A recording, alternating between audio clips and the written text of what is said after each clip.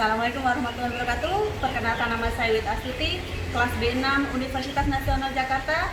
Kali ini saya akan menyajikan tugas promosi kesehatan tentang waspada DBD di masa pandemi COVID-19.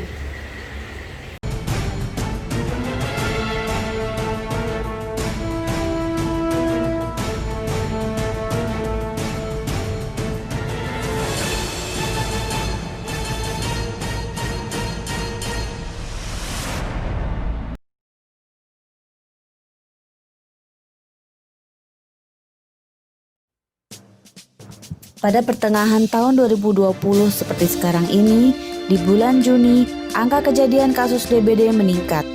Peningkatan ini berbeda dengan kejadian pada tahun-tahun sebelumnya. Pada tahun 2020, ada 68.000 kasus DBD di seluruh Indonesia dan angka kematian DBD mencapai 346 jiwa di seluruh Indonesia. Dinas Kesehatan Kabupaten Bekasi mencatat sepanjang bulan Januari hingga Februari 2020, sebanyak 51 warga Kabupaten Bekasi terserang demam berdarah. Kementerian Kesehatan Republik Indonesia menyatakan bahwa wilayah dengan kasus DBD merupakan wilayah yang kasus COVID-19-nya tinggi, seperti Jawa Barat, Lampung, NTT, Jawa Timur, Jawa Tengah, Yogyakarta, dan Sulawesi Selatan. Fenomena ini memungkinkan seseorang yang terinfeksi COVID-19 juga beresiko terinfeksi DBD. Upaya untuk mencegahnya adalah menghindari infeksi, dan untuk DBD adalah menghindari gigitan nyamuk. Di tengah pandemi COVID-19, kita juga harus menekan angka kesakitan DBD. Kita harus tetap bergerak memantau nyamuk, baik secara mandiri, bersama-sama, maupun bekerjasama dengan pemerintah. Apalagi di situasi pandemi ini, para petugas kesehatan yang biasanya memantau DBD melalui door-to-door mendistribusikan larvisida kepada penduduk yang juga dikenal sebagai juru pemantau jentik atau jumantik, menyebabkan kinerjanya terhambat selama pandemi. Kewajiban pembersihan lingkungan yang biasanya rutin dilakukan 1 bulan terhambat karena kegiatan pembatasan akibat merebak COVID-19. Sekarang, di masa kebiasaan baru, kita mulai aktif kembali. Mari kita perhatikan saluran air tempat nyamuk bertelur dan tempat-tempat dengan reservoir. Waspada DBD karena penyakit ini punya ciri-ciri sebagai berikut. Gejala DBD tidak langsung muncul, tetapi memerlukan waktu 4-10 hari setelah tergigit nyamuk dengan membawa virus dengue.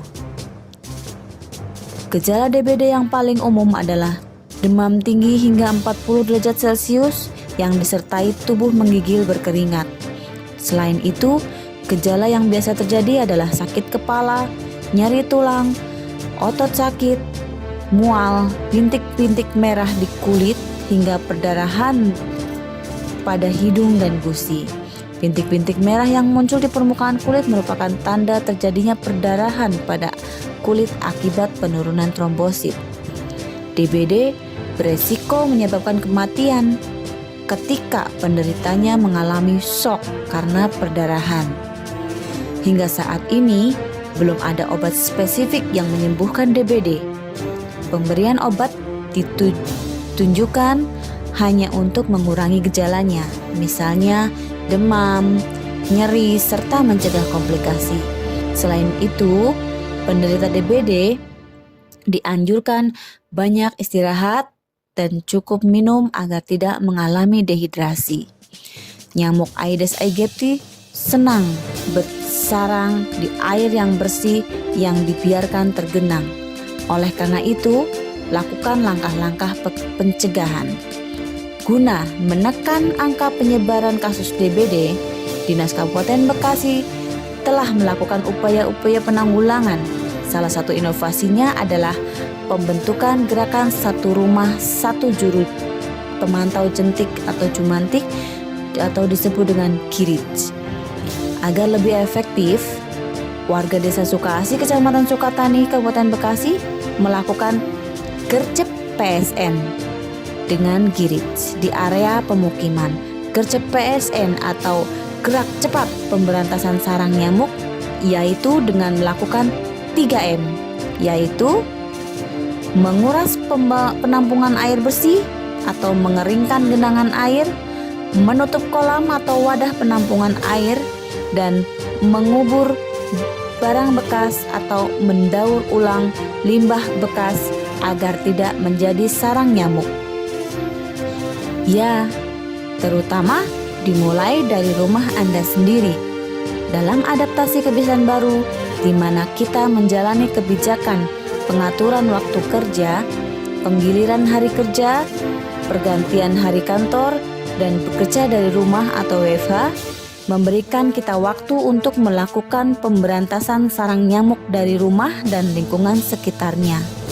Salah satu langkah praktis ialah jangan menggantung pakaian bekas pakai yang berpotensi menjadi sarang nyamuk DBD di dalam rumah. Nah, kebiasaan baru yang harus mengharuskan kita membersihkan diri setelah sampai di rumah, sekaligus memastikan pakaian yang kita pakai setelah beraktivitas langsung dicuci, sejalan dengan pesan pemerintah untuk memberantas COVID-19 sekaligus dapat mencegah DBD seperti yang kita yakini dalam penanganan COVID-19. Apabila kita bersama-sama, kita pasti bisa. Begitu juga dalam membasmi DBD. Mari kita lindungi diri kita, lindungi keluarga, mulai dari rumah melawan COVID-19 dan mencegah DBD. Tetap sehat dan selalu semangat.